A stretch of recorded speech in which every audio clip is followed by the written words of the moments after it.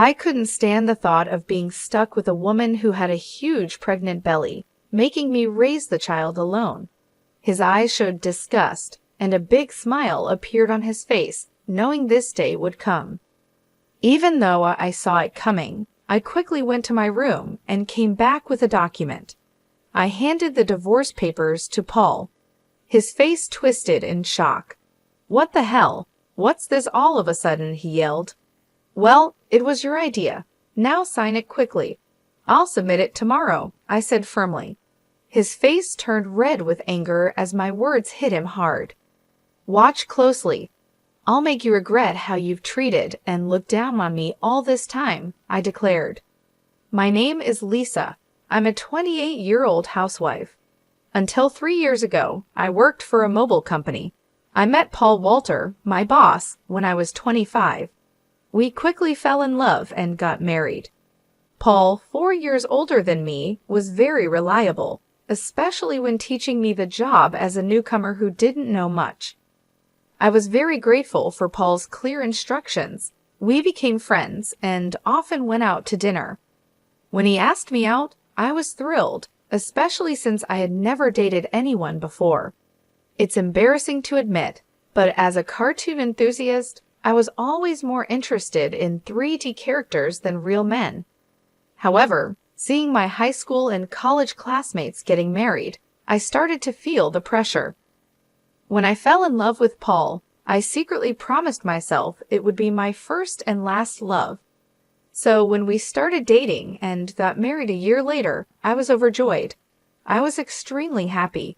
Paul was good-looking and popular among our female coworkers. I was proud to be his wife, and many congratulated us, saying things like "Congratulations" or "I'm jealous, but I wish you happiness." I was filled with joy and couldn't imagine what was coming next. "You're quitting your job," Paul said. "You're married to me now, so you'll quit your job, right?" I informed them yesterday. The day after we registered our marriage, Paul surprised me with this news. "I've always wanted my wife to focus only on household matters. Don't worry, I can support both of us with my income," he added. "But this is so sudden. You never mentioned this before," I replied, shocked. Paul had never talked about me quitting my job before our marriage. I had taken my current job based on my father's recommendation, and leaving without notice wouldn't be right. I wanted to explain this, but Paul's eyes silently warned me not to argue. Instinctively, I kept quiet. "I should have told you, but it's done. Starting tomorrow, you don't need to go to work. I'll handle the handover," Paul declared. The news about starting tomorrow was so abrupt it made me feel dizzy. However, Paul's words were firm. Since he had been my boss, I couldn't oppose him. Even though I had to leave my job without a proper goodbye, I was determined to make our marriage work. Paul had entrusted me with household duties, and I wanted to meet his expectations. I worked hard at household chores, preparing meals and focusing on Paul's favorites. Although Paul ate without commenting on the taste, I longed for a word of appreciation. After quitting my job, I was no longer recognized by anyone. One day, Paul asked, "Is my jacket clean? I have an important meeting tomorrow." "Yes, of course," I replied, seeing his domineering side with some old-fashioned views.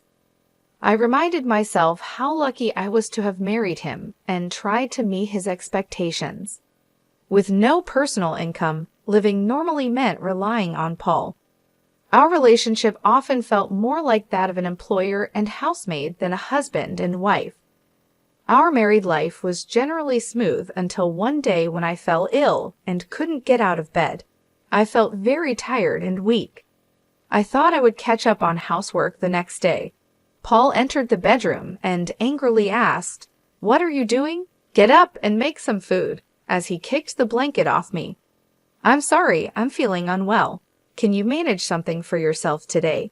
I explained, hoping for understanding.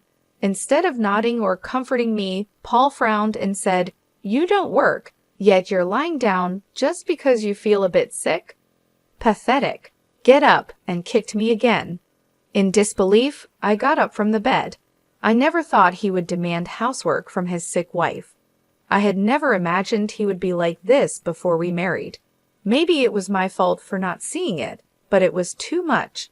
I found myself doing chores while tears streamed down my face. Several days passed, and my health showed no signs of improvement. Then I realized I had missed my period.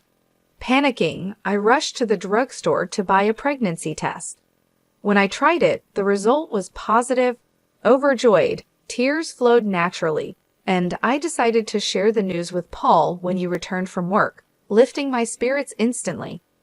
The day Paul came home after midnight was the day I chose to share the news. However, when he entered, the smell of alcohol made me nauseous. His face was flushed, and he staggered as he walked. It was surprising how much he had drunk, especially without notifying me. Even though I had prepared dinner, I wanted to share the news of my pregnancy with Paul quickly. My excited emotions surged, and I told my intoxicated husband, "I haven't been to the doctor yet, so it's not confirmed," I began eagerly. However, Paul's face darkened as he responded, "A child? What have you done?" His tone was harsh and unlike anything I'd ever heard before. "I don't want a child." "Damn, this is the worst. If you're going to have it, raise it yourself," he said. His harsh words shocked me. He rudely stripped off his clothes and headed to the bathroom. It was unbelievable. I couldn't understand why he would make such irresponsible comments about our baby instead of being happy. The happiness I had felt moments ago was immediately replaced with deep sorrow. Why would he say such things? He had never mentioned not wanting children before. We hadn't even been using contraception, so I naturally thought we both wanted children. As I hung Paul's jacket and was about to take his shirt to the washroom, I noticed something else. A piece of paper had emerged from the pocket of his dress shirt. I could tell it was a receipt because of its texture. At first, I thought it was just a receipt from tonight's gathering, and I was about to throw it away, but then I saw the name of the place. "Is this a motel?" My hand holding the receipt trembled. It was indeed a motel. The shock of this discovery weighed heavily on my heart. Why doesn't Paul love me? Isn't marriage supposed to be between two people who love each other? We've only been married for just over a year. How could this be? I had been lost in imaginary romances for years, never truly engaging in a real relationship. I couldn't accept this harsh reality immediately. However, the idea of Paul cheating began to make sense, and many pieces fell into place. Had Paul been using me from the very beginning of our marriage? Was he genuinely in love with the person he was cheating with while I was just a convenient servant? All these doubts swirled in my mind. Was that why he reacted so harshly when he learned of my pregnancy? As I grappled with these thoughts, nausea set in, and I became convinced something was wrong. Yes, there's no doubt now. Perhaps the reason he made me quit my job was that his mistress worked there. Everything seemed to make sense now, as if he had married me for stability and not love. The line between reality and my imagination became blurry. Still, there was no denying the heartless words he had thrown at me after learning about my pregnancy. That day, I decided to gather evidence of Paul's infidelity. From then on, his cold behavior towards me was undeniable. It was as if he couldn't forgive me for becoming pregnant. Despite knowing that I was suffering from morning sickness, he would deliberately eat smelly foods near me and nitpick my housework, forcing me to redo tasks. My pregnant body had to endure a lot, and my heart was heavy. Despite this, I continued to investigate his affair. Paul never parted from his cell phone, even taking it with him to the bathroom, making it impossible for me to sneak a peek. When I secretly entered Paul's room, it was neat and tidy, with nothing incriminating in sight. He was meticulous at work, and his desk was always in perfect order. I realized it would be challenging to catch him off guard directly. I often checked Paul's pockets for evidence like receipts, but my investigation was difficult. I thought about hiring a detective, but didn't have the money. While I was deep in thought, I received an unexpected phone call from my father. "Hello, it's me, your dad. How are you?" he asked. Surprised by his call, considering his busy schedule, I replied, "Dad, what's going on? Aren't you busy with work?" "My employees have been doing well, so I'm not that busy," he explained. My father, the CEO of a company in France, was always a workaholic. I didn't have many childhood memories of playing with him, but I respected his dedication to his job. His unexpected call left me curious about the purpose. "So what's happening?" I asked. My father proceeded to reveal a shocking truth. "Is that really true?" I asked in disbelief. "Yes, he's not the type to lie." "I want you to believe me," my father reassured me. Initially in shock and unable to respond, I felt a mix of anger and frustration as the pieces of the puzzle fell into place. "Thank you, Dad. I'll do my best," I told him with gratitude before hanging up the phone. My investigation was finally paying off, but the newfound knowledge also stirred up feelings of anger and frustration due to the ongoing tension between Paul and me. Paul continued to be distant even though I was pregnant. Each time he acted this way, I harbored a deep hatred towards him. Months passed, and our relationship remained strained. Eventually, an event occurred that shattered our life. At last month's pregnant, I was always cautious around Paul, living in constant fear. I tried to avoid him, leading a quiet and stifled life. One day, I served dinner as usual. When Paul returned home, we sat at the dining table. As I quietly ate, Paul suddenly slammed his fork down. "What is this? It's tasteless," he exclaimed, throwing the food I had prepared onto the floor. Baffled by his outburst, I tried to comprehend the situation. The anger at having the meal I had cooked discarded before me began to build up inside. "I've been contemplating this for some time, but recently you've been complaining about the taste of the meals," I said. Paul criticized my cooking, saying it was tasteless. Since becoming pregnant, I had been using less seasoning to make healthier meals. This was only temporary until a baby was born. If he found the food bland, he could have added some salt himself. Why did he have to throw the meal on the floor? I was about to complain when Paul sneered and said hurtful words. "I don't want a woman with a belly like a monster. You have to raise the kid by yourself," he said, looking at my swollen belly with malice and a nasty smile. I had always feared this day might come, even though I hoped for a different outcome. Swiftly, I went to my room, retrieved a document, and returned to present it to Paul. "Fine. Here are the divorce papers," I said, thrusting the prepared documents in front of him. Paul's face twisted in shock. "What the hell? What's this all of a sudden?" he stammered. "Well, it was your idea. Now sign it quickly. I'll submit it tomorrow," I responded. In reality, I had been contemplating divorce since I began suspecting Paul's infidelity. However, with a child on the way, I was unsure if I could support myself. But now I had a different plan in mind. My resolve seemed to provoke Paul. His face turned red with anger. "Just watch. I will make you regret every moment you looked down on me and controlled me. Do you think you can survive without me? You have a baby to care for, and you'll regret it," he threatened. My determination was unshaken. "I'll be fine." "Don't worry about me," I assured Paul. Perhaps irritated by my confidence, he snatched the divorce papers and began to fill in the blanks. "Here you go. If this is what you wanted, it's yours," he said. "Thank you," I responded. Paul probably didn't think I would actually submit the divorce papers, as he handed them over without a fuss. The following day, I promptly submitted the divorce papers and left the house. I knew he would be surprised when he returned from work to find out. After that, I moved to my parents' home, primarily due to my father's return to the UK from France and his suggestion that I stay with them. It was the right decision at the time. I was fed up with my life with Paul and deeply thankful to my father. On the day I left our home, I received 3 calls from Paul, but I ignored all of them. Eventually, he stopped calling. It became clear that I meant very little to him. He was probably content with his mistress and might even remarry soon. I decided to move on from Paul.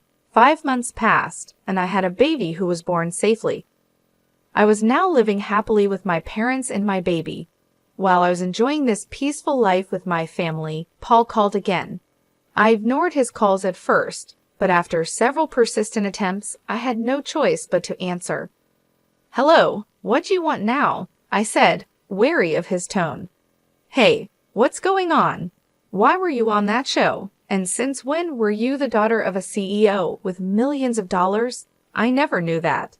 Paul's voice boomed with surprise and anger. It turned out that Paul had seen a TV show that was broadcasted after I returned to my family home. I had received a request from a TV station thanks to my father's role as the CEO of a renowned global tech company. The show featured the lavish lifestyle of the CEO's family. Producers had come to our house and filmed our family's lifestyle. During the TV show interview, they discussed our family's wealth, mentioning a rough estimate of $25 million. I never imagined Paul would see that show, but the power of television is truly something. "Oh, by the way, I didn't tell you that I have an asset of $45 million due to an advanced inheritance. That's why I was able to divorce you."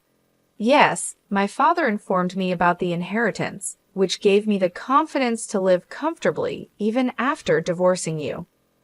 Upon hearing this, Paul's reaction was immediate, and he was furious. "What? That's dirty. Why didn't you tell me about this before? Half of it is mine, right? Give me the money now," he demanded. I calmly responded, "Just as I suspected, after seeing the show, all you could think of was getting money from me. Gifts from parents are not included in property distribution. Are you forgetting your own mistakes?" Paul was puzzled and asked, "What are you talking about?" I continued, "I'm tired of your anger, Paul. You called me yourself. You should know you can't blame me for what you did. You cheated, didn't you? With your new wife, who's a junior from your company? You started dating her even before our marriage." Paul was clearly shocked by the information I got from my father. I finally had the upper hand. "Did you think I wouldn't find out? My father has many contacts in your company, and one of them informed me about your affair. I've never mentioned it, but I'll be demanding child support." Paul, still in denial, protested, "Stop kidding. Why should I pay child support? It's all because of you, right? You got pregnant on your own and slacked off with household chores. It's all your fault." Hearing Paul blame me without apologizing for his own mistakes was beyond belief. I couldn't believe I was ever married to someone so lacking in common sense. I truly felt it was the right decision to leave him. "Paul, I'm broke. My wife spent all the money I earned, and now I'm in debt," he pleaded. Hearing Paul's pitiful excuse, I went from anger to sheer disbelief. I never wanted to deal with such an unreasonable person again. With that thought in mind, I firmly gripped my phone. "What are you talking about? Do you even realize how ridiculous you sound? I never want to deal with you ever again. I'll have my lawyer handle the matter of child support. Never call me again, and you will not see the child anymore. Goodbye." "Hey, wait," he called out, but I quickly hung up the phone. Afterwards, I blocked Paul's number and took a deep breath. It's over now, right? I won't get any more calls from Paul. I no longer want him disrupting my peaceful life. Just then, I heard my baby crying from the other room and rushed to soothe the baby. It turned out that he began paying child support every month. According to a former colleague, Paul claimed that the woman he remarried was quite a spendthrift, and he had to cover his current living expenses with debt. It seemed that because of these circumstances, Paul had tried to get a share of my inheritance by calling me. However, Paul didn't get a penny from me. Now, his expenses were greater than his income, and he was struggling. Either he felt things were falling apart, or he couldn't stand being looked down upon by his colleagues. What's more, he made the mistake of starting his job search only after leaving his current company. This resulted in him being forced into a life of poverty. Hearing this from a colleague didn't move me at all. I thought he deserved all the hardships. The harsh words and cold demeanor he showed me will never fade from my memory. I sincerely hope he gets what he deserves. Meanwhile, I'm enjoying being a parent with the help of my parents. My baby is growing up healthy and happy. I feel supported and loved in my family's home, and I no longer have to worry about financial issues. My father, who is a successful CEO, mentioned that he wants to pass on the company to me. This news was both surprising and motivating. I realized that I needed to prepare myself for the responsibilities that would come with running a company. My father has always been a hardworking man, and I wanted to make him proud. So I started learning more about the business, taking on small tasks to understand how things work. I knew it wouldn't be easy, but I was determined to succeed. Living with my parents has given me a chance to rebuild my life. I feel more confident and ready to face the future. My father's faith in me has inspired me to aim high. He believes in my abilities, and that belief has become a source of strength for me. Every day, I work on balancing my role as a mother and my preparations to take over the company. It's challenging, but I find joy in every moment. My baby's laughter and my parents' support keep me going. I am grateful for this second chance at life, away from the toxic relationship with Paul. I often reflect on my past with Paul. His betrayal and cruelty hurt deeply, but they also taught me valuable lessons about strength and self-worth. I have grown from that experience and emerged stronger. I am now focused on building a bright future for myself and my child. The pain of the past is slowly fading, replaced by the hope and excitement of what lies ahead. I am determined to create a happy and stable life for my child. With my family by my side, I know I can achieve anything I set my mind to. Looking back, I see that leaving Paul was the best decision I ever made. It allowed me to find myself again and to discover my true potential. I am no longer the scared, uncertain person I once was. I am a strong, capable woman ready to take on the world. In the end, I hope Paul realizes the consequences of his actions. As for me, I will continue to move forward, embracing the opportunities that come my way and making the most of every day. I am ready for whatever the future holds, confident in my ability to overcome any challenge.